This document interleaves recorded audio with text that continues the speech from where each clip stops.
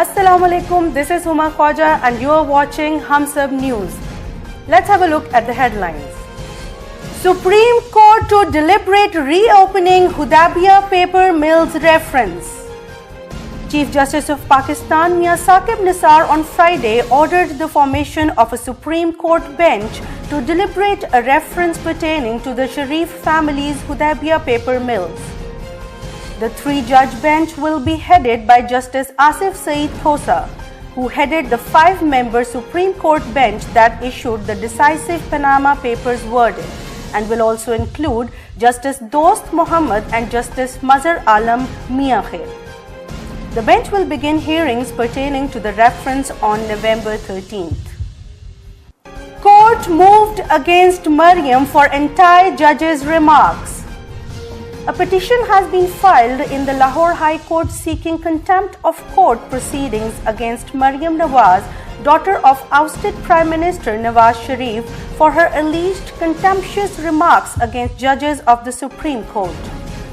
Amna Malik of the Civil Society Network filed the petition through advocate Azhar Siddiqui, pleading that on November 8th, a press statement was released by the PMLN and its leadership, wherein Maryam committed a contempt of court, ridiculed and scandalized the judges.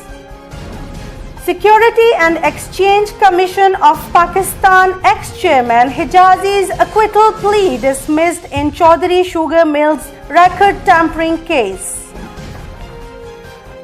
A special court of the Federal Investigation Agency on Friday dismissed former Securities and Exchange Commission of Pakistan chairman Zafar Hijazi's acquittal plea in the Chaudhry Sugar Mills record tampering case.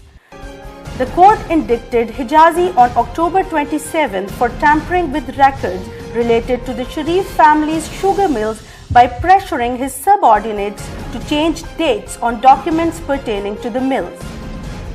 Hijazi pleaded not guilty, as his lawyer argued that statements taken from the SECP employee were not sufficient to run a trial on a view that the prosecutor opposed.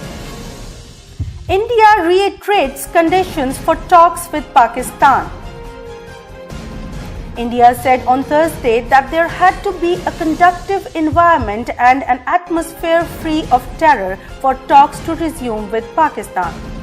According to Press Trust of India, the remarks by External Affairs Ministry spokesperson Ravish Kumar came in response to a question regarding reports from Pakistan on the possibility of resumption of stalled Indo-Pak talks.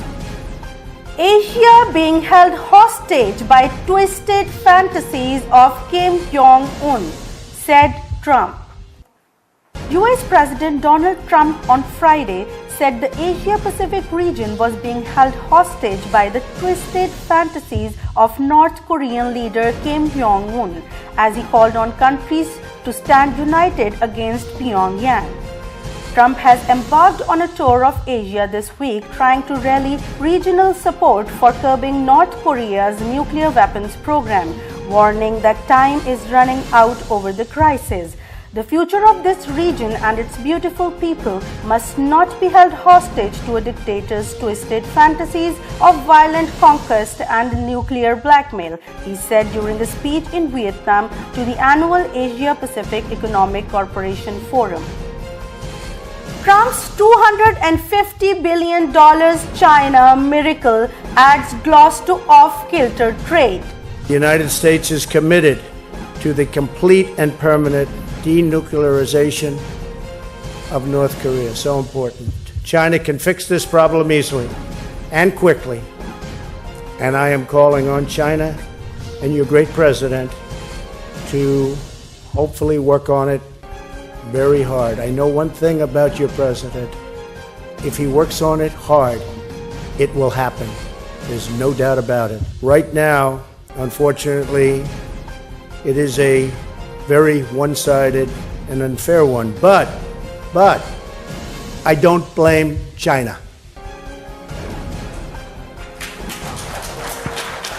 After all, who can blame a country for being able to take advantage of another country for the benefit of its citizens? I give China great credit. But in actuality, I do blame past administrations for allowing this out-of-control trade deficit to take place and to grow. President Donald Trump can return to the United States claiming to have snagged over $250 billion in deals from his maiden trip to Beijing. Whether those deals live up to the lofty price tag is another question altogether. Watched by Trump and China's President Xi Jinping at a signing ceremony in Beijing, US plane maker Boeing Co., General Electric Co. and chip giant Qualcomm Incorporation sealed lucrative multi-billion-dollar deals. This is truly a miracle, China's Commerce Minister Yang Qian said at a briefing in Beijing. World Bank projects Pakistan's GDP growth rate at 5.5% for 2017 and 18.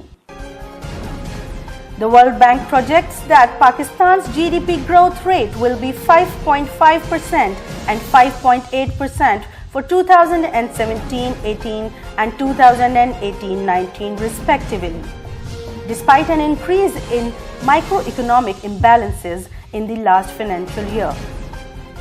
In its Pakistan Development Update, a biannual publication shedding light on the state of the economy and its future prospects, the global lender said the economic growth rate projection assumes that oil prices would increase slightly and that political and security risks will be managed. UN warns of mass famine in Yemen.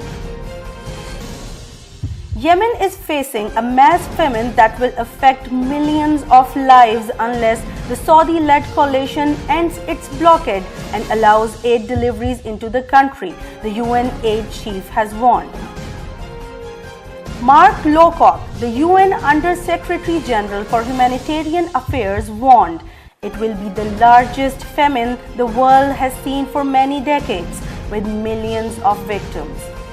The UN official spoke to reporters after briefing the UN Security Council during a closed-door session on the crisis in Yemen, where the coalition has been waging a military campaign against Houthi rebels since March 2015.